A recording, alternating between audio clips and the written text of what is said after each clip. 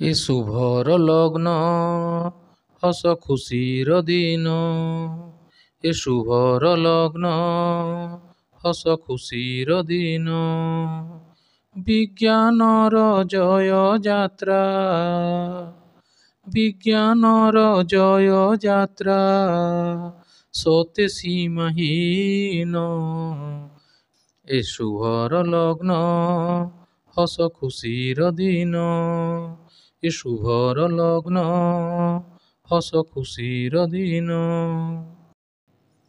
ଜାତୀୟ ବିଜ୍ଞାନ ଦିବସ ଆସିଛି ନେଇ କେତେ ଯେ ସପନ, ଅସମ୍ଭବକୁ ସମ୍ଭବ କରିଛି ସିଏ ପରା ଏ ବିଜ୍ଞାନ। ମରଣ ମୁଖରୁ ଯିଏ, ମରଣ ମୁଖରୁ ଯିଏ ବଞ୍ଚାଉଛି ପ୍ରାଣ, ଏ ଶୁଭର ଲଗ୍ନ ହସ ଖୁସିର ଦିନ, ଏ ଶୁଭର ଲଗ୍ନ ହସ ଖୁସିର ଦିନ। ବିଜ୍ଞାନ ଯୋଗୁଁ ମଣିଷ ଆଜି ଚନ୍ଦ୍ରପୃଷ୍ଠେ ଅବତୀର୍ଣ୍ଣ, ଅତଳ ସାଗର ଗର୍ଭରୁ ପୁଣି ମୁକ୍ତାର କଲା ସନ୍ଧାନ। କମ୍ପ୍ୟୁଟର ରୋବଟର, କମ୍ପ୍ୟୁଟର ରୋବଟର ହେଲା ଉଦ୍ଭାବନ, ଏ ଶୁଭର ଲଗ୍ନ ହସ ଖୁସିର ଦିନ, ଏ ଶୁଭର ଲଗ୍ନ ହସ ଖୁସିର ଦିନ। 1888 ନଭେମ୍ବର 7 ଦିନ, ତାମିଲନାଡୁର ତିରୁଚିରାପଲ୍ଲୀ ଗ୍ରାମେ ହେଲେ ସିଏ ଜନ୍ମ। ସିଏ ପରା ଆମ ପ୍ରିୟ, ସିଏ ପରା ଆମ ପ୍ରିୟ ଶିବି ରମଣ, ଏ ଶୁଭର ଲଗ୍ନ ହସ ଖୁସିର ଦିନ, ଏ ଶୁଭର ଲଗ୍ନ ହସ ଖୁସିର ଦିନ। ରାମନାଥନ ଅୟର ଅଟନ୍ତି ପୂଜ୍ୟ ପିତାଙ୍କ ନାମ, ସ୍ନେହମୟୀ ପାର୍ବତୀ ଅମ୍ବା ଥିଲା ମାତାଙ୍କ ନାମ।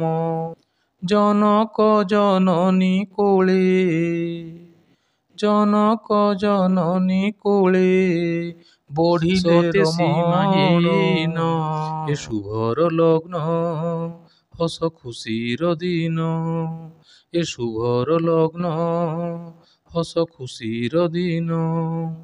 1904 ମସିହାରେ BSc ପାସ କଲେ, ପଦାର୍ଥ ବିଜ୍ଞାନେ ପ୍ରଥମ ହୋଇ ସ୍ୱର୍ଣ୍ଣ ପଦକ ଲଭିଲେ।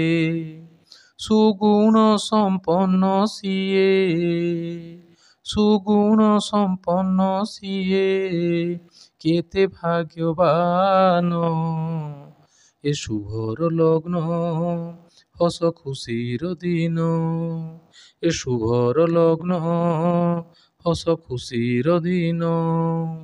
ପଦାର୍ଥ ବିଜ୍ଞାନେ ପ୍ରାପ୍ତ କଲେ ପୁଣି ନୋବେଲ ପୁରସ୍କାର, ଭାରତ ରତ୍ନରେ ବିଭୂଷିତ ହେଲେ ବରପୁତ୍ର ଭାରତର।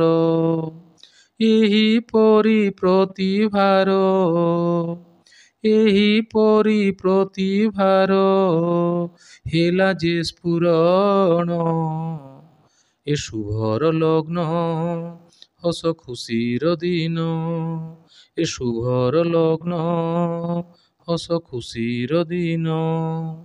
1928 ଫେବୃଆରୀ 28 ରମଣ ପ୍ରବାହ ଆବିଷ୍କାର ଦେଖି ଚକିତ ବିଶ୍ୱବାସୀ।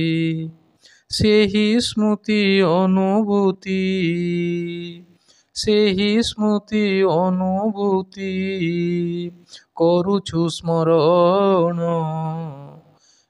ଏ ଶୁଭର ଲଗ୍ନ ହସ ଖୁସିର ଦିନ, ଏ ଶୁଭର ଲଗ୍ନ ହସ ଖୁସିର ଦିନ।